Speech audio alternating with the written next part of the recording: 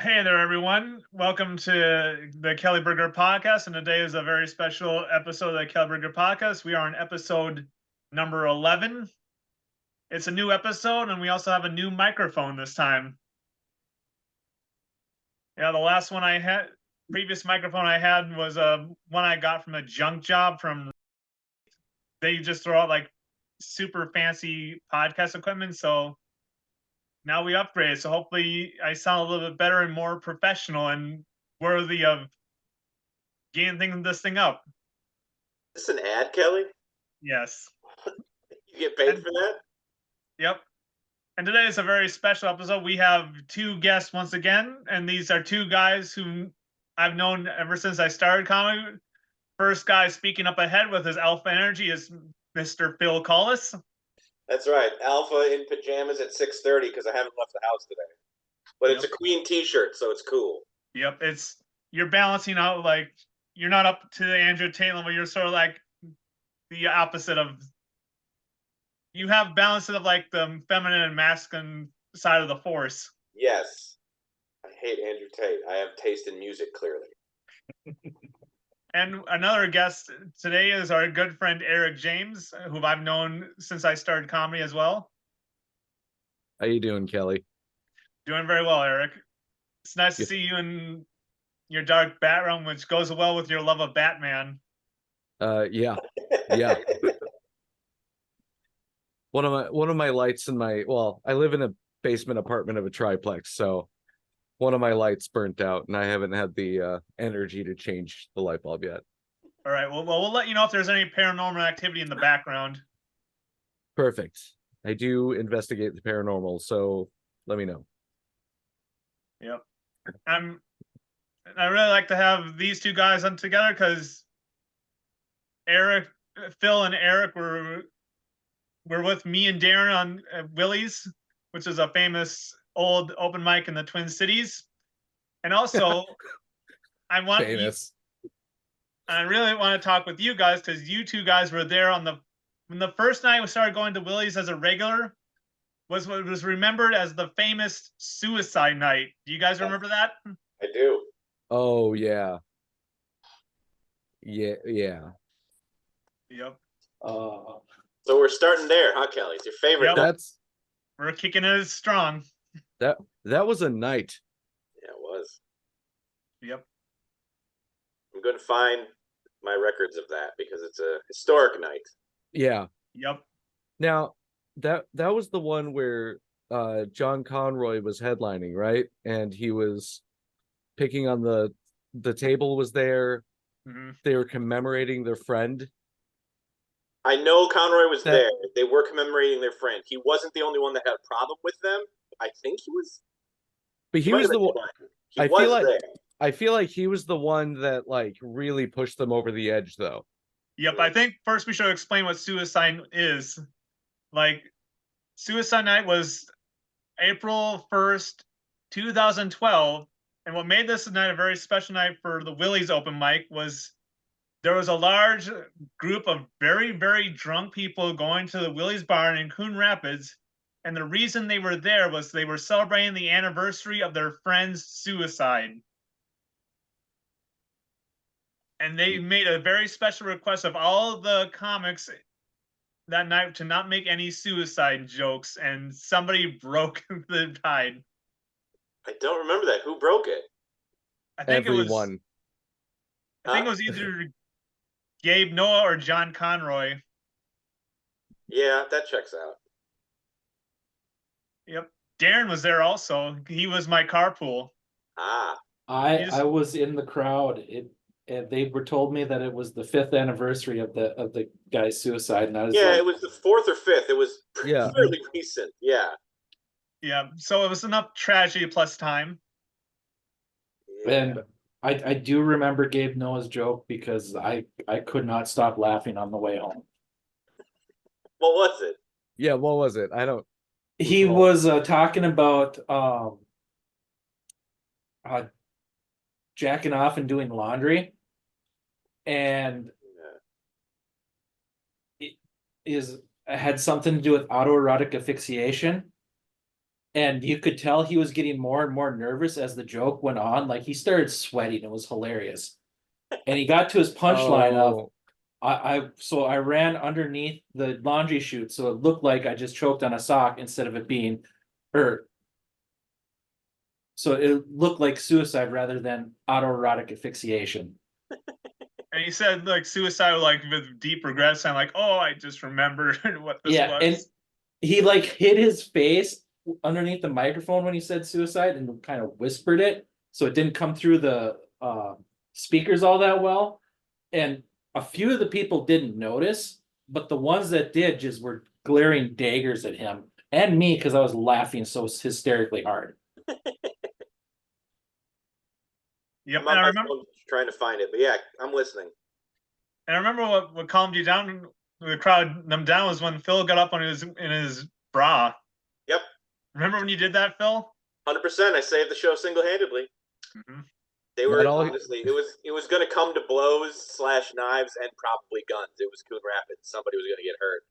Mm-hmm. And I had, okay, first to back up, I carried a red lace bra with me at all times because when I first moved to Minneapolis, it was September 2010, and then that November, we'd had a fundraiser for breast cancer research where the comics, all the males perform in bras, and if at any time you want to donate money, you come up and put money in their tits while they're telling jokes. And I didn't have a bra, and I borrowed somebody else's. I borrowed Mike Lester's mom's bra. That was it. Wow. He had more than one. He brought enough for the class, and I grabbed one of his, and then he let me keep it, and then I kept it in my backpack, which I carried at all my open mics. So that was definitely a break glass in case of emergency kind of bra. Yeah. And then I put that on, and all those red, like, they were terrible people also. Mm-hmm. I remember that, like, Darren, the Conroy joke I remember was he had something to the effect of course he committed suicide with friends like you. That's the line I definitely remember. Yeah, I remember that too. I went outside to have a smoke after that line just because I thought someone was going to get hit after that. Yeah. And then I think if we're going back on memories, the host would always make me follow the headliner because he liked making me miserable. So I followed John with the bra, and they liked it. And like they thought it was fucking hysterical. And I have very clear memories of one of them coming from one of the tables up to the stage and simulating giving me a blowjob. I definitely remember that. Clothes were on and everything, but he did the bird bobble and everything. They thought I was fucking hilarious. They loved me. So the bra, I'm not going to say saved the night, but certainly saved my life. Like, they didn't kill me because John Conroy had him teed up. Then, epilogue to the story, somebody else in the bar or in the party who didn't think I was funny, or someone saw me having a cigarette outside, and it was April, and it was cold, but I was still in the bra, and I'm on adrenaline because I like just fucking freaked out. And I remember this. Yeah. Because I was standing right next to you. Yeah, and he called me an N-word, F-word, and not fuck. Just double both package. Just yeah. Yeah. Yeah, that was real weird. Thank you, Eric. It really happened. Yeah.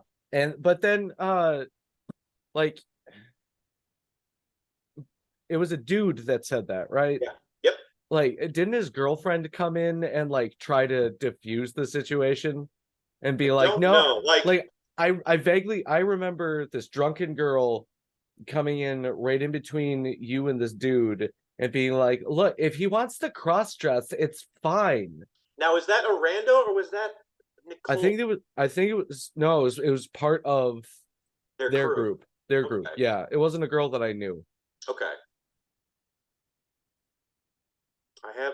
I'm trying to find, because it comes up on my memories around April and the one in November when I originally wore the bra. So I definitely, yeah. Anyway, it's distracting. Yeah.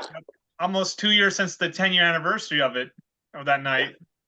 And also, who kills themselves on April 1st? somebody who wants to ruin their friends' parties. Yep. Did you guys do anything special for the 10-year anniversary of that night? No, I think I just posted it on Facebook. I'm still very proud of it. I'm incredibly proud of that night. Yeah, I just went to an open mic in Austin that night. I mean, for most of you, this clearly meant something, but for me, it was just Sunday. Yeah, right. It's just another Sunday. Mhm. Yeah, Another Sunday at Old Willie's. Yeah, especially at Willie's. Like, there was a lot of crazy memories at that old open mic. Different every night. Yep. Do you guys remember the guy at Willie's who would yell out peanut butter during everyone's set? Oh, fuck that guy. Fuck that guy and his stupid peanut butter face. I found it. Apparently, they also paid me $6. They put money in my tips. Oh, nice. Is that how much that would fit in there? Yeah, I have A cups. What's your stripper name, Phil? I don't. What is it like? It's like 23rd Street Cookie or something. Like it's your house and your dog you were raised with or something. Oh, yeah, that's your porn name? Yeah. Oh, okay. That's not what. Or like the street you grew up on, the last thing you ate? Yeah, something like that. Or I think it was no. I think the rule is like it's like your pet's name, the last thing you ate. Because I remember I took one of those surveys saying like, "What's your porn name?" And mine was Barney Banana. I can see Phil as a Chloe Tacos. I said I can see you, Phil, as a Chloe Taco. Yeah. I'm trying to remember if that one heckler guy did anything else besides the old peanut butter during other people's set, or did he have like any super drunk stories? Man, I'm blanking on that dude, which is probably a good thing. The more our brains forget Willie's, the better off we're going to be. Honestly, I think that dude started showing up when you were kind of starting to take a hiatus from Willie's, Phil. Okay. Yeah, because darn. Yeah, I know. It's like there was that brief period of time where you were just like sick of being put up last, and so you just found somewhere else to go, or just stayed home. Or just stayed. Oh yeah, the other 12:30 Sunday open mic. Yeah, the other one. Yeah. Yeah. I don't know. Like that's the thing. Like you got to give us some direction here, Kelly, because I could literally tell every single Willie story. I was there for all of them. There's the dude who drove backward through the gate. There's the time. Oh, that was a fun one. Oh yeah, the time that drunk guy threw those people's garage. Yeah, we had to get a bar to get somebody out of the bathroom. Somebody had a diabetic coma in the men's room. Like fucking. Yep.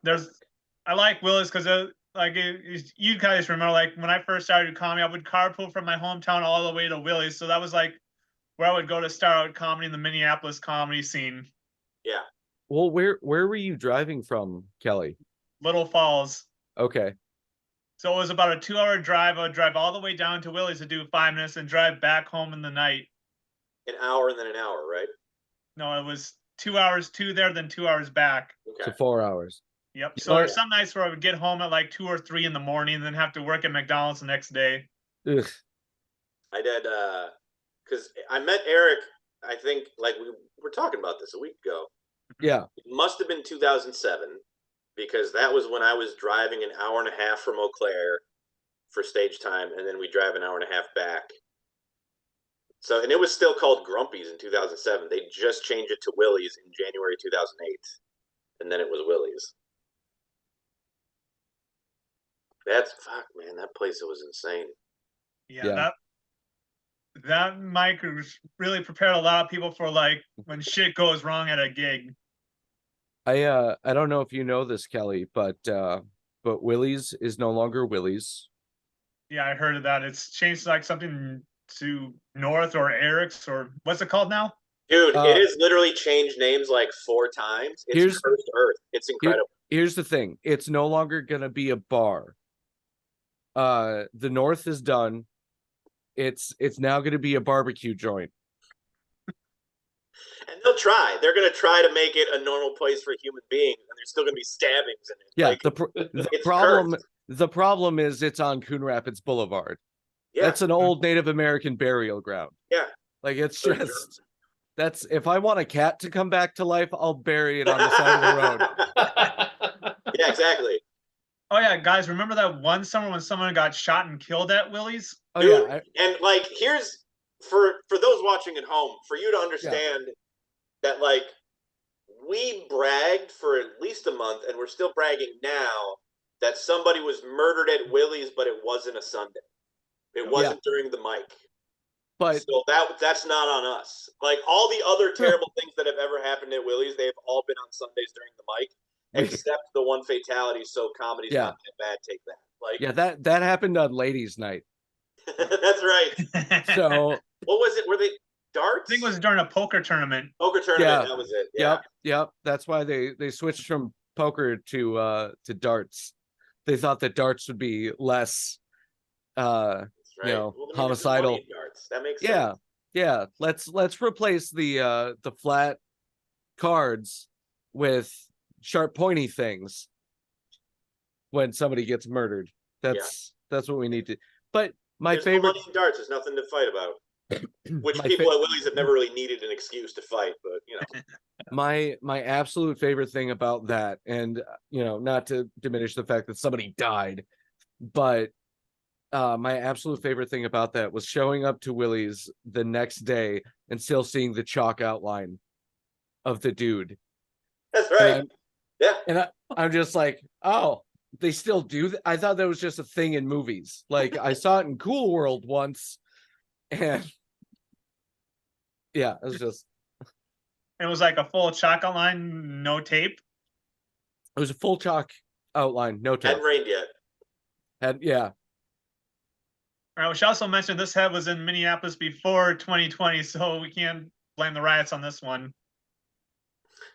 Coon Rapids never needed an excuse to hurt people, Kelly. Yeah. Cursed city.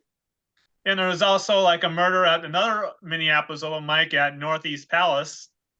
I heard about that one. Kelly, if you want to tell fucked up open mic stories about Minneapolis, this is going to be way longer than an hour episode. If you want to keep it to Willie's, we might cut it in under 60 minutes. All right. Though I will tell you my favorite Northeast Palace story. All right. Real quick, since you brought up. Took his pants off? No. I'm standing outside. I'm smoking a cigarette. This guy comes up and he's just like, oh man, I'm a cyborg from the future. and I'm just like, what the fuck? And he sees this Celtic pendant that I used to wear all the time. And he leans in and he grabs it real gentle like, right? And he pulls it close to him and he's just like, oh man, that's cool. I've never met a wizard before. Oh God, I love this place. It's such a weird, wonderful thing we do. That is like, we have to put this to a side when we finish up the episode and give each other therapy. Like, why did we keep going back to these places? Certainly wasn't for the good stage time. Kelly's point is true. You get bad stage time, which does make you stronger in some respects. Yeah. But it is weird. You're signing up for weirdness, and you kind of have to be okay with it as long as nobody actually gets hurt. Which is also the thing. Like, no, they got shot at poker night. That's cool. Comedy's still fun. Yeah, I like having tough mics where a comic really has to work the room because, listen, after leaving Minneapolis, like those type of mics, they really prepare you for like outside scenes or like in comedy hubs. Like, there's like a ton of mics down here in Austin that are just like Grumpy's and Terminal. And those are nice, but it's also, I know I've talked with Eric about this, that there was definitely diminishing returns where you could get as many lessons out of a, saying with love, shithole open mic, and then you just don't have to go there anymore. You don't have to go back every week. You know what I mean? When I have to, in underlines emphasis, like, you don't. You can go places that it's fun to do comedy too, like, or stay home. Like, we don't. I think we were speaking for myself, I've told Eric this, like, I went to Willie's longer than I should have. It was a wretched hive of scum and villainy, and I told you I described it. We all went to Willie's longer than we should have. Yeah. I feel like we should have just taken our lessons and then moved on. Yeah. I like a year or two sooner. Yeah.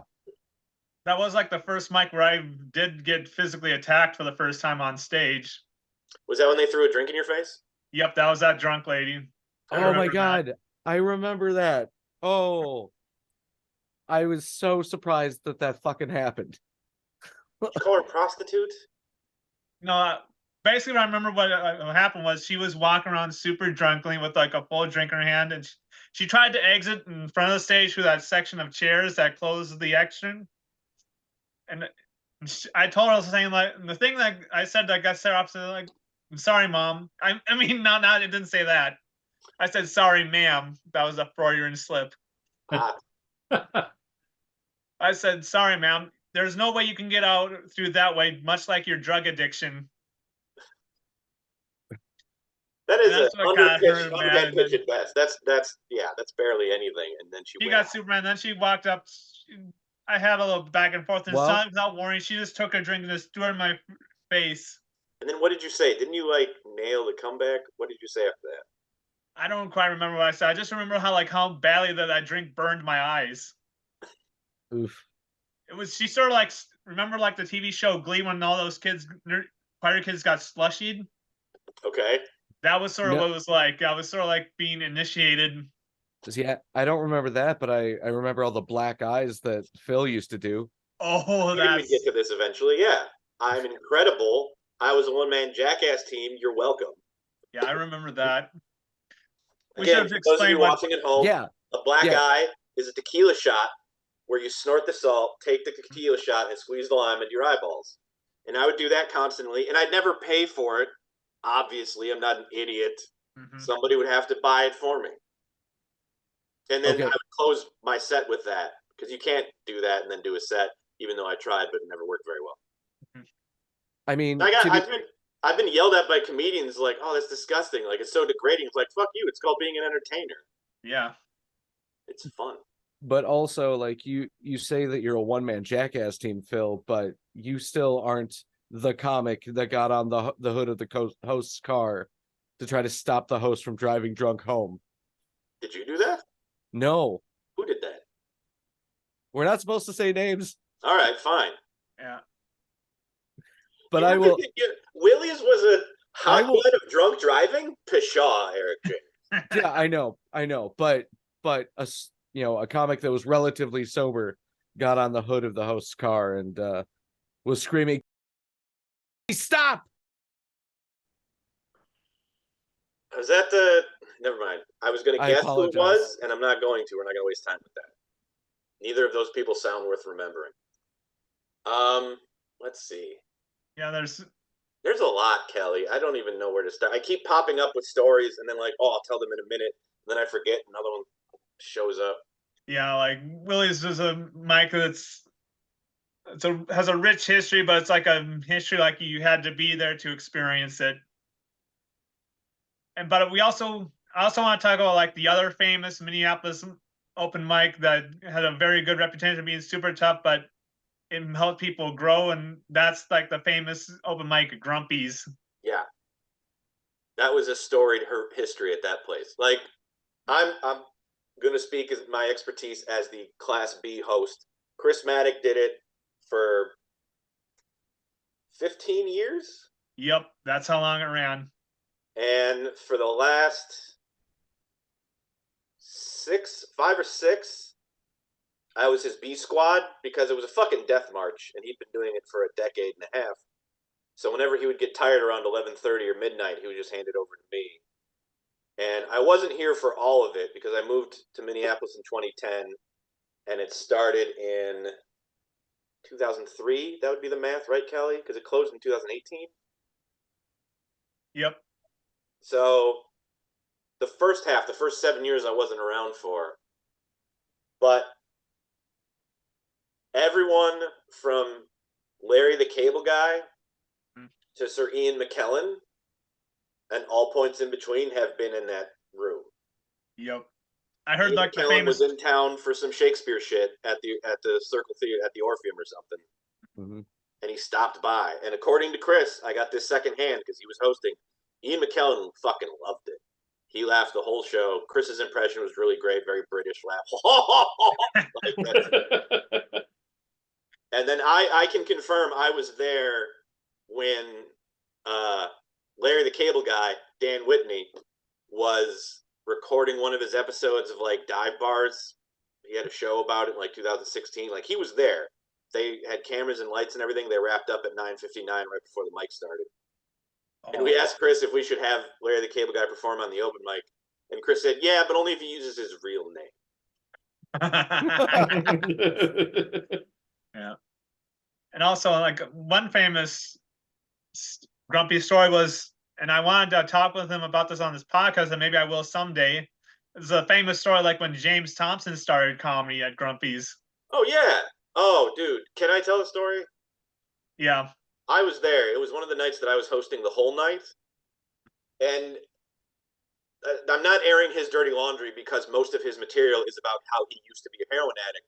Yep. So James Thompson, it's so fucking cute. He's there. He's in the back tables. And I don't know him. I know every comic. I'm there every fucking week. And it's like, oh, it's a new guy. Okay, let me go be the best host and, help people meet. Every time there's a new comic in Minneapolis, I'm usually the first one to say hello because I'm so happy. And it's like, okay, new guy. Great. The guy's name's James Thompson. He had literally quit heroin that week. Mm-hmm. And he was so nervous. How nervous was he? He was so nervous. He was sweating, which isn't special for new comics doing their first set. But out of all the new comics who have never performed, he was sweating the most I had ever seen, which is saying something. Also, he's like in his own head, writing on his notebook, and just putting out very uncomfortable, I quit heroin 4 days ago vibes, right? Sweat buckets. So much so that both Monica the waitress and Tim the owner separately, without correlating with each other, asked me, what's the deal with that dude? He's fucking weird. I was like, Monica just asked me about him. Did you send her to ask me? It's like, no, I want to know who he is. Like, he said his name is James. He's here for the show. He's just nervous. It's fine. I got it, boss. Don't worry about it. And like, fuck, Kelly, when was that? It was like 2017. Let's see, when James started, I Yeah. think it was like 2015 or 16, because I remember I was still living at my place in Hopkins at that time. And like, I love James Thompson personally. He's a very good friend of mine. He's very talented comedically. But also, I love his story specifically because it is, I'll admit, one of the very few stories where comedy helped somebody get their life together instead of the opposite direction. Where, like, he's clean from heroin. He has a significant other now. They have some kids. He's got his life together. And comedy was something for him to have, like, a centerpiece, to give him some concentration, to give him something to just stay off heroin for. Like, it wasn't getting a job or going to college or finding God or any of that other boring stuff.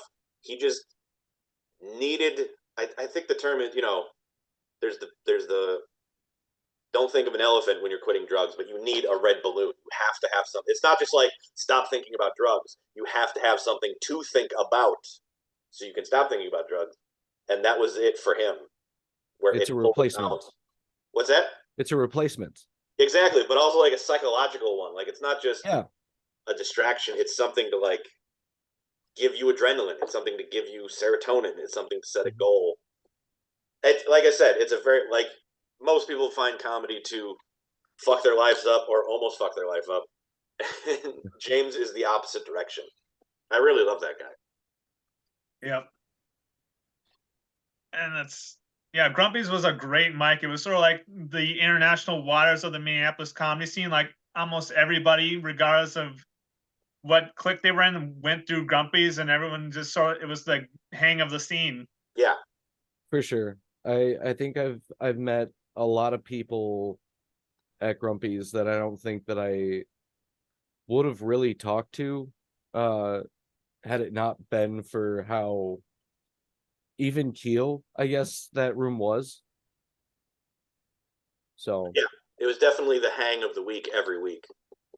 The stage time was always terrible. Oh, yes, for sure. Even when it was full. Yep. But like, the backyard hang was the best hang all week. All week. For sure. There wasn't a 10 o'clock open mic on Wednesdays. That was it. And it was so historic watching like out of town headliners eat a pile of shit just every time. just like us. Like, I'm not bragging. It didn't crack Yeah. for anybody Grumpy's was the great equalizer. every time. Yep. Did you guys show up to Grumpy's for the 10-year anniversary? Like, I heard that one lasted like for like 12 hours. Mm-hmm. Yeah. Yep. I showed up for part of it. I couldn't make the whole 12 hours. I was there the whole time. I was B Squad. I was very happy to do it. It was a fucking what? I remember, again, secondhand story, but Chris told me Gus Lynch was up, and it was the 10-year anniversary, so they had a 12-hour show, and Gus is like the first or second comic, and Gus goes, "Why don't you just make it a 10-hour show instead of 12? It's a 10-year anniversary." And Chris goes, "God damn it, that would have been a much better idea and less work for me," and just everything. It was like, because it started at 11, like right when the bar opened, and we went till bar closed. It was easily a 15-hour show or something. Yeah, that was it. It was a 10-year anniversary, 15-hour show. Yeah, that mic lasted a long time, and it really was really sad when Grumpy's went away. Yeah. Yeah, now they turned that place into a condo now. Yeah, it's pretty sparse. I don't think a lot of people are in it. Yeah, and also, speaking of good places that are closer now, I just heard like Galactic Pizza is closing now. Yeah, Eric told me yesterday. Yeah. They're apparently they just like out of the blue announced that they're closing abruptly. So yeah. I don't know exactly why, but you know, if it's abrupt like that, I always assume something cool like drugs or something. Oh, I just assume that too. Somebody got arrested. Right. Yeah. I was literally talking about it on Monday at Bryant Lake Bowl because somebody who worked there used to work at Galactic. Like, it came up in conversation, and then 48 hours it was dead. So I killed it or something. Whatever. I said its name 3 times and it died. Yep, Galactic Pizza was another great open mic in the Minneapolis scene. There was a lot of good memories there. And I think what made Galactic work was Mike Linden as the host. Yes, he was Zen. He was a Zen master. He didn't go anywhere else. It was a lot of fun. Yeah. He was also, I think Mike Linden, he's more of an improv guy. Like, I remember like it felt like he was just improvising like his entire hosting set. And yeah, definitely. He winged it every time. Every time he was on stage anywhere, even in House of Comedy competitions, which he tied for 3rd, and he improv'd half of his set that night because it happened to be his birthday. His line was like, since it's my birthday, all the other contestants have gracefully decided to let me win, or something. It was some fucking hilarious line. Do you miss the scene, Kelly? What are we talking about? Do you just want to talk about nostalgia? Do you think Minneapolis was better off with these shithole mics? Again, shithole out of love. I was there. Yep. What's your angle here, Kelly? What are you thinking about? Are we just swapping stories? Yep. Like, the main reason, like I talked about this before, like the main reason I started this podcast was just to battle like homesickness. Because right now, most of the comics I'm talking to right now are old Minneapolis comics. Sure. And it's good that I get some of these good stories on record. And also, like I said before, like, I'm autistic and I'm doing this podcast to try to get myself to be more human. Sure. To exercise the conversation muscle. Even before you and I were very good friends, Kelly, I always clued into you carrying books around to all the open mics about how to talk to people and how to be a better human being. Yep. You know me, and I know you. I'm not making fun of you. This is legitimate. Like, it's very impressive because you know what your stumbling block is, and you're reading books to fix it. And I wish I and many other comedians were so clear about what our stumbling blocks were. At least you're getting over yours. I remember, Darren, I don't know if I've told this story. I think I've told it to Eric, and I know I told it to Kelly because I told it to him. It was the week after Thanksgiving, and Kelly's doing an impression of his racist uncle, something racist said at Thanksgiving. I remember the story. You just told me this story. I love it so much. It's funny on its own. Okay. And it shows how Kelly learns. That Kelly did an impression of his uncle saying some racist shit, and Kelly cannot change his vocal intonations, so it just sounded like Kelly saying some racist shit. So everybody hated it. And then he got off stage, and I go, Kelly, don't tell that joke. You can't do impressions. And Kelly goes, yep. And then he didn't tell it again. Like, it's a serious strength of character and talent to be able to admit when you have shortcomings in your talent. If you can't do everything and work around that. Yep. Because I remember listening to the recording, and I'm like, oh, I'm still flatlining because when I went on stage, I'm like, well, I did mention this like a quote from like a racist person, but still, if you deliver like the joke in the wrong way, and also when somebody walks in at the wrong time. Yep. Which reminds me, if I may, Kelly, my favorite Willie's story, because this night at Willie's, I was hosting. I wasn't just Squad B for Grumpy's. I was Squad B at Willie's too. I'm the fourth best host in Minneapolis. I was at the time, at least. I'm hosting. No, you know what? Fuck it. Ted Evans is on stage. He has a joke where he is quoting a racist, saying the racist word. I'm not going to say it. It's Willie's. Nobody's paying attention until he says that word. Everyone locks in, and there's almost another race war. How many race wars were there at Willie's? At least 4. This is one of them. I remember here's the funniest part. I'm hosting. I'm on the wings. I can tell it's going very poorly. So I'm like ready to rush in case somebody like rushes the stage on Ted. I'll still defend I'll still defend who's ever on stage. Bill, the owner, is behind me. He's eating something. And he goes, Bill!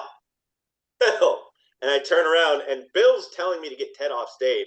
But all I see is Bill with food, and my first thought is, oh, Bill's offering me some of his food. That's nice of him. That was my presumption. Jesus.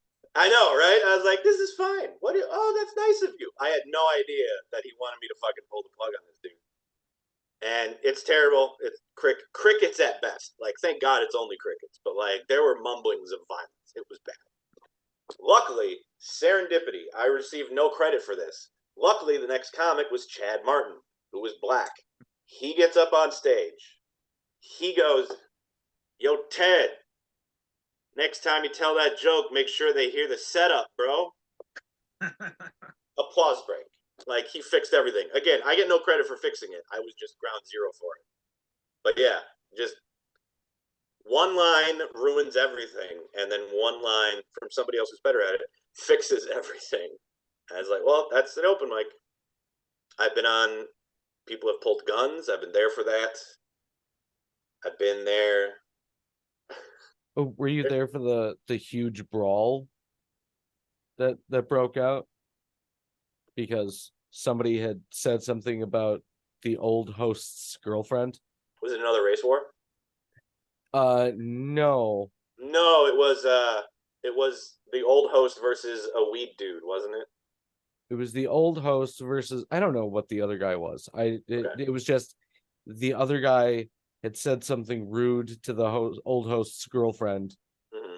And we all know the old host. Yeah. Short fuse.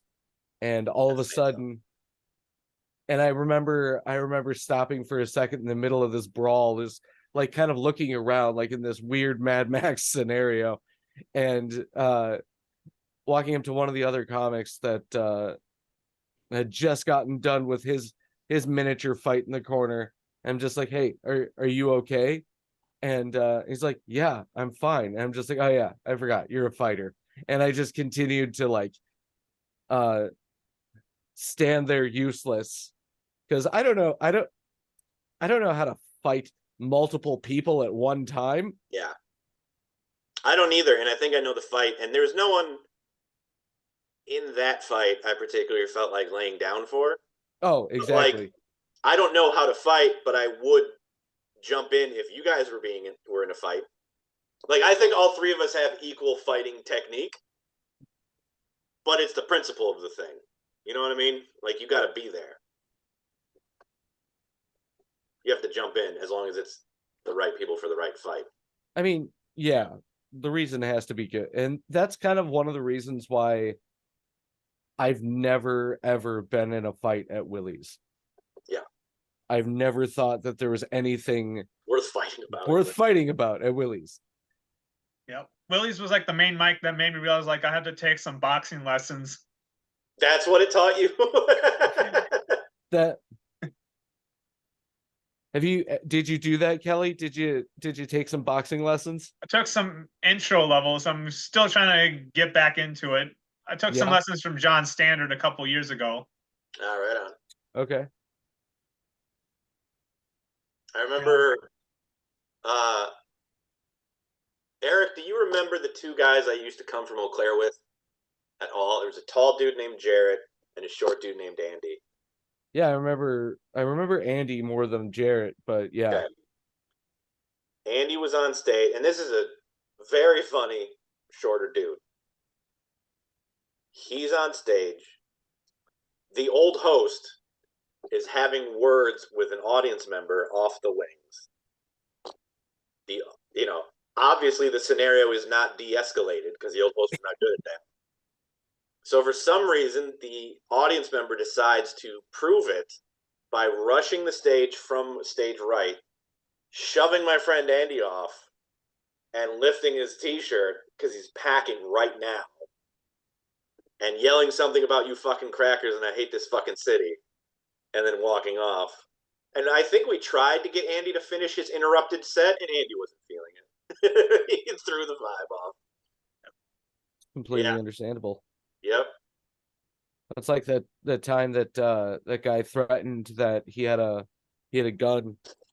He was trying to get his girlfriend to leave Willie's with him, but like as soon as he like got booted out, the cops were called, and he came back in for a brief second, and then they booted him out a second time. But the second time, like fucking 12 squad cars were just blocking every parking spot in the fucking tiny Willie's parking lot.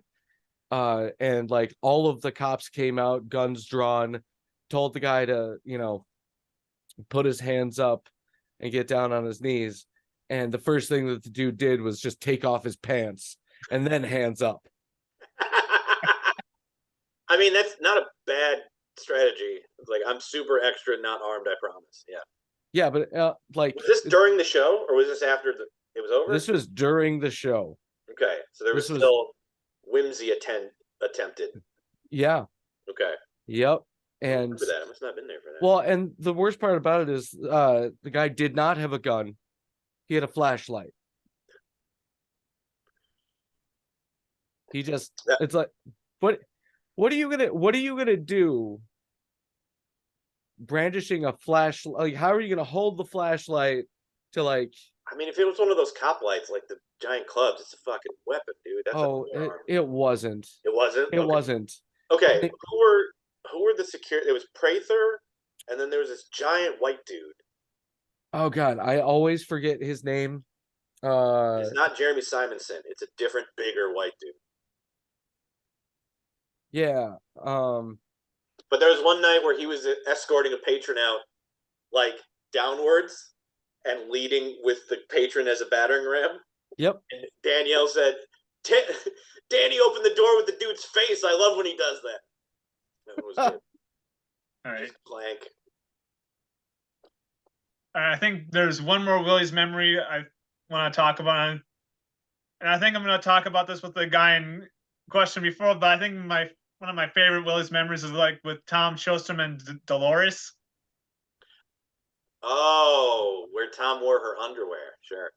Or when she or when she drew cat whiskers on Tom's face. That one's pretty good. Oh my god, I totally forgot about Dolores. See, Dolores is okay. Like that, Dolores happened 2 or 3 times. She's just kind of weird. Like that's not special. The one I still break Tom's balls for is turning down a 3-way in loot and instead of having a cheeseburger. Okay. Oh yeah, that's a.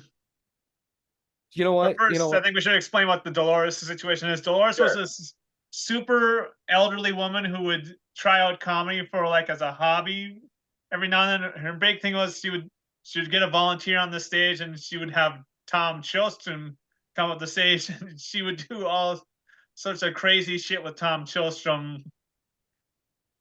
Like I remember she would draw cat whiskers on his face one night, and Yeah. it was like it was entertaining because it was sort of like a very yin and yang. Like Doris was all cheery, happy, and delirious, and Tom was very grounded and grumpy and very Tom. It's one of those things, man. Like, if you don't want to do it, you don't have to do it.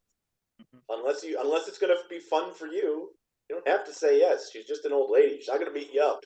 You can just yeah. But yeah, we should also talk about the Tom Chilstrom sandwich story. No, it was just, and he, first of all, before I tell the story, he made the right choice. It's a short story. He had a cheeseburger with some fries, and two bar ladies, we'll go with that phrase, wanted, like, they were both gonna fuck him if he gave them his cheeseburger, and he said no. He's been waiting for this cheeseburger all night. That's the end of the story. It's pretty funny, which again, I break his balls for it, but also that's the right call because free sex in Coon Rapids, that doesn't end well for anybody. First of all, not free sex. They wanted his cheeseburger. That's prostitution. So it's not free. So they have it's not free. What you're saying? There is a transaction there. That they might as well have been carrying a sign that said "We'll fuck for food." Do you think it was a bad idea for Tom to turn them down? No, I think it was a great idea for him to turn it down. You're in agreement then. Yeah, but to be fair, like I once chose Perkins over sexy time with ladies. So I can't give him. Were they Coon Rapids Willie's ladies? Oh no. These were real people. These are yeah. They weren't insect people wearing human skins. Yeah, right.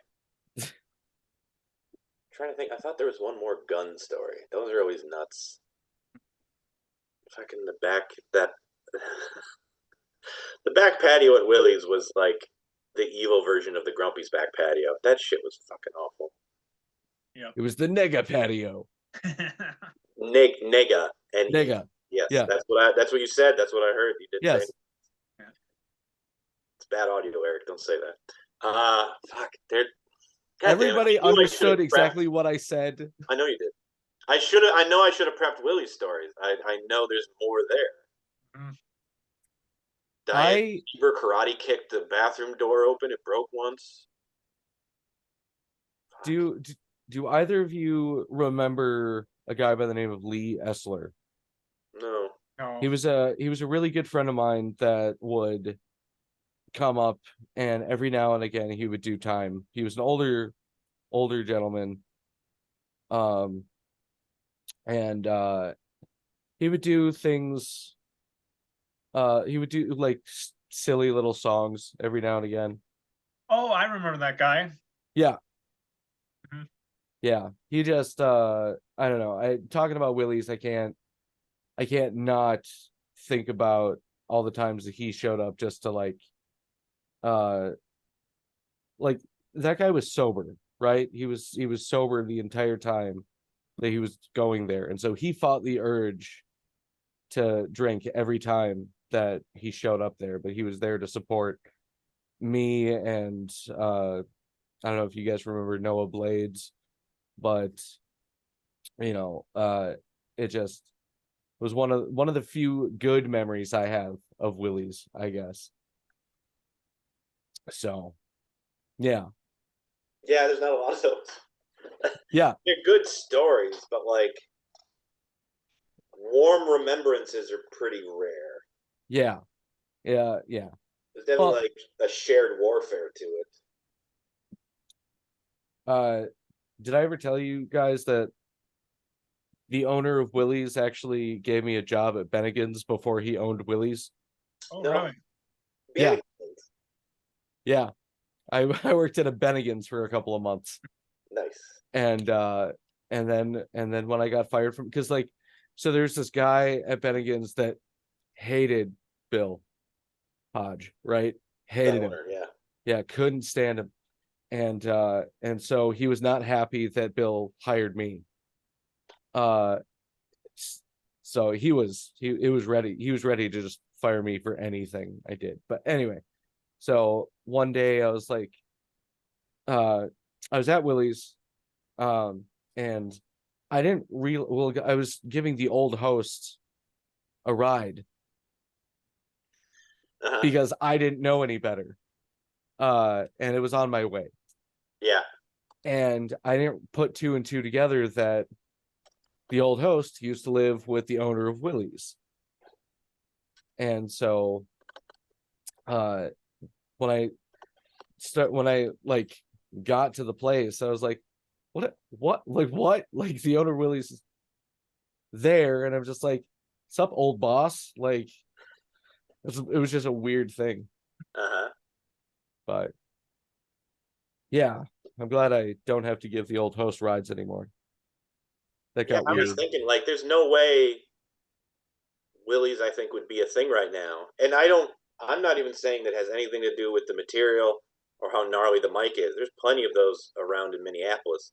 No one's driving to Coon Rapids.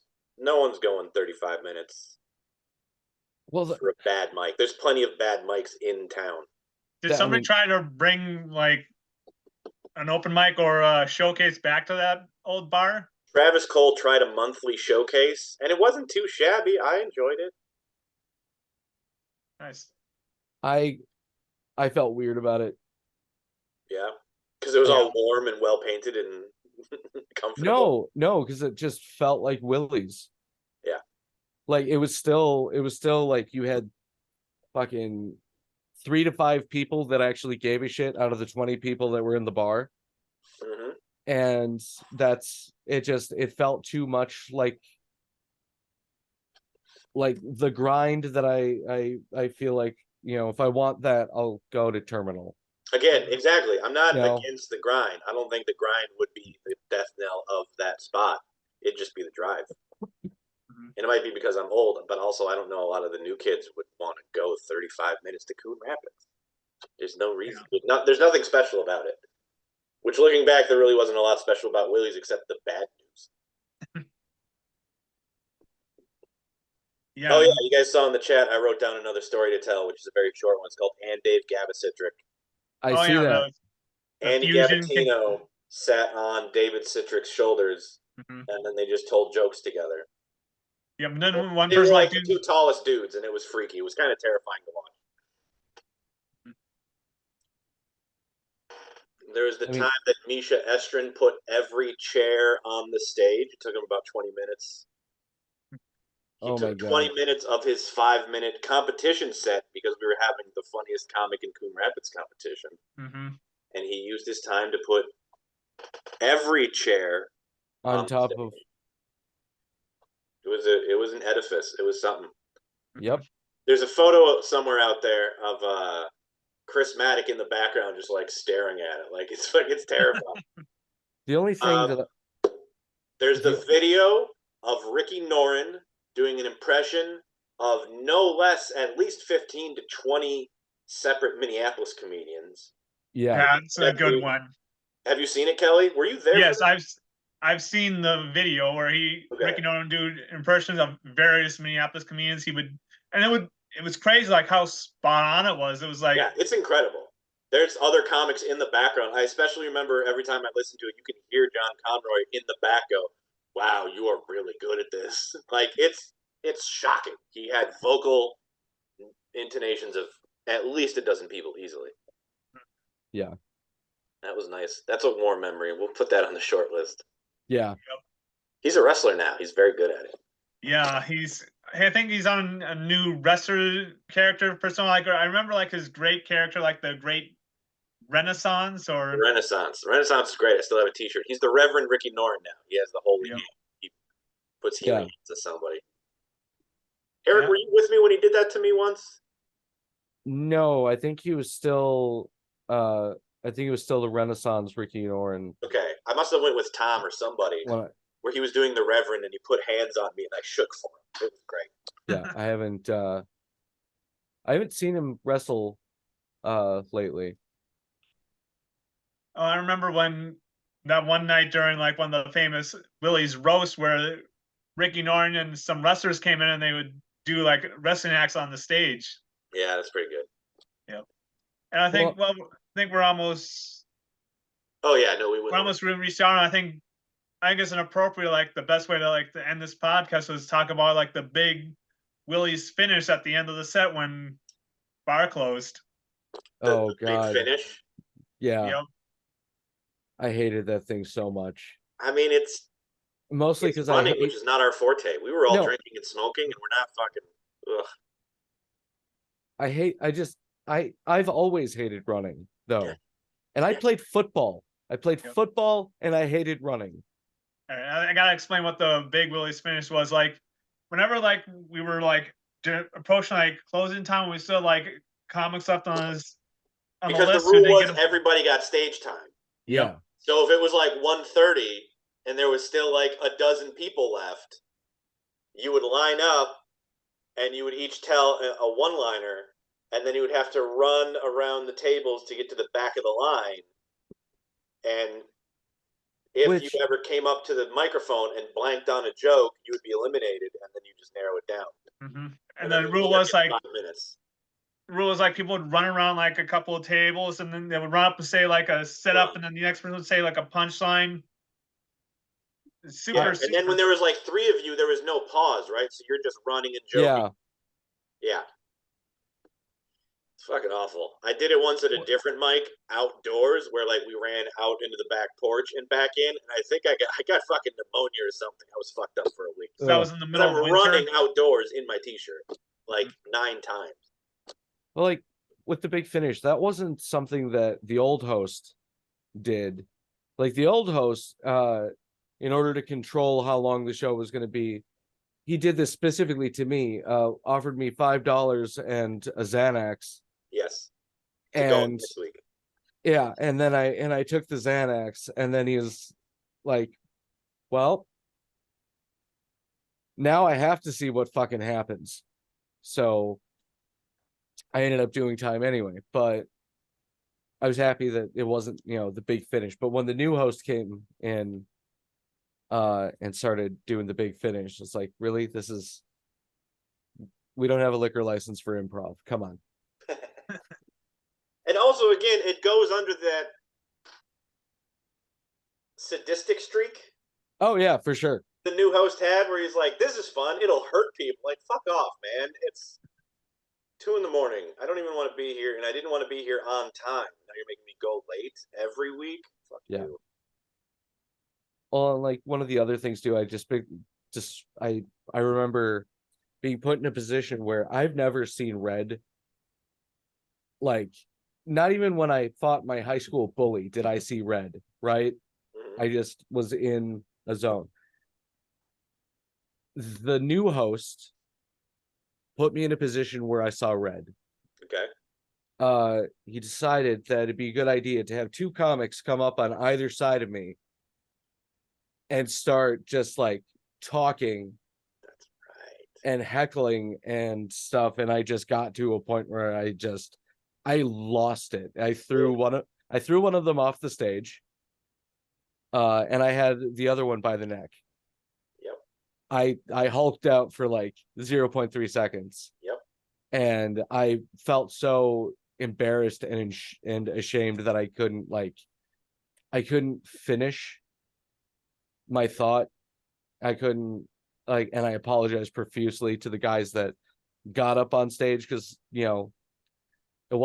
this wasn't their idea, right? Yeah. They were just being good little soldiers. Which we were too. And like, just to make the point that I've already made with Eric, how long after that event, Eric, before you stopped coming to Willie's? Never? Too long.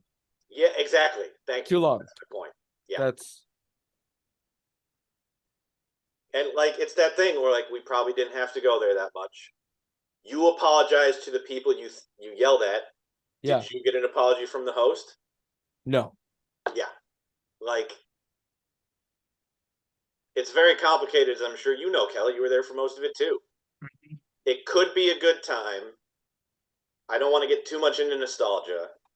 There were good parts about it, but I told you, I've discussed this with Eric. It was like 60% bad. More than half. It was like a lot of people called it comedy boot camp, but I think it was skipping the boot camp and just throwing us right into Afghanistan. Yeah. Like Yeah. it was throwing us right into a tour of duty. There wasn't a lot of direction, and all the direction you got was in the form of sadism. Like, no, this I'm doing you a favor. This will toughen you up. Fuck you. Yeah, like I felt very much like I was just like a soldier of fortune every time I walked into that place. And that's not fun. No, it's not. Like I said, there are lessons to be learned in that, but not for fucking 9 years. I don't need that shit. Yeah. How so do you this feel has about been it, Kelly? fun. Yeah, I know. Are we being unfair? You know what I mean, Kelly? Like, Yeah. I really enjoy. I was glad to do you a favor. You're a friend. I knew what you wanted to talk about, and I've already talked about it with Eric a lot. Like, yeah. Yep. I've had it's like not when I without first merit, but most of the time there was awful. Yep, I consider like Willie's like my home open mic because that's like when I first started doing comedy, and like I did approach that mic as an outsider, so there's a lot of things I didn't see going on behind the scenes, but it was sort of like my intro into like the world of comedy and like actually hanging out with comedians in person, seeing like the erosion of seeing like something become like the transition of like seeing something like you fantasize seeing become reality, and like when fantasy starts becoming reality, it's no longer a fantasy and shit gets real. Yeah. Did it disappoint you at all, Kelly? Not really. Like it prepared. Like, my favorite remember like an open mics in general is like seeing somebody walk into like a totally shit room where no one's interested and no one wants comedy going on, and people walk in and eat shit, and then you see that one comic who gets on stage and sort of like change the color of the room. Yeah. And that was impressive. And yeah, it's been me. It's been you, Eric. I watched Kelly do it. You know what I mean? Yeah. That's fun to watch, to like, not just like what the planets align, but to like will yourself into these people's attention. It can be fun. And, it's, I've more than a dozen times, I've been ready to go up on a really bad show where it's like, I want to go home. This isn't going to go well. There's no way this could go well, but I still got to fucking tough it out. Whether at a mic or feature sets, like just, well, this is going to eat shit. Here we go. I've thought very clearly, you know what? At least no one in this crowd has a gun. I think I'll be okay. Like, like what Willie's, there's a strength to hitting rock bottom in your life. And Willie's was a rock bottom that we've learned from. Like nothing we've ever done will ever be Willie's. Thank God for that. But also, good job, Willie's. Thanks. Yep. And I think that's the good note I think we'll end it out on. I am going to tell a quick story. The first time I realized Kelly Berger was funny. All right, well, here. Yeah, it's a good wrap up. And again, like you said so, Kelly, like your vibes are putting off. Nobody knows what to do with you. You're reading books on how to be a human being. Mm-hmm. Nobody was sure what your deal was. And the new host was talking to a man who has a podcast about America, let's just say.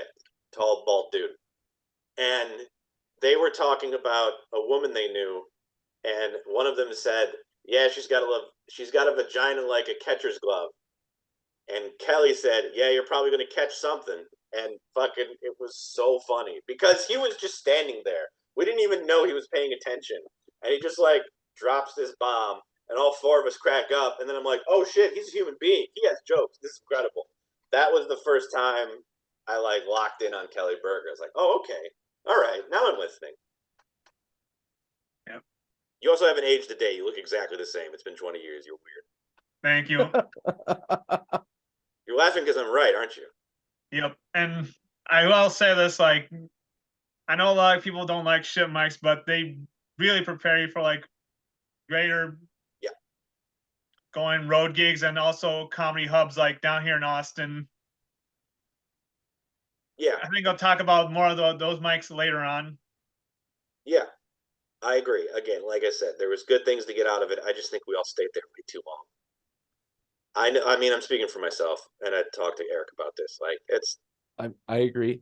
yeah, there's plenty of good things to get out of it, and we got all those good things out of it quite quickly, and then we kept sticking around for another few more years. There's a lot of scars I didn't have to put up with at Willie's. Ugh.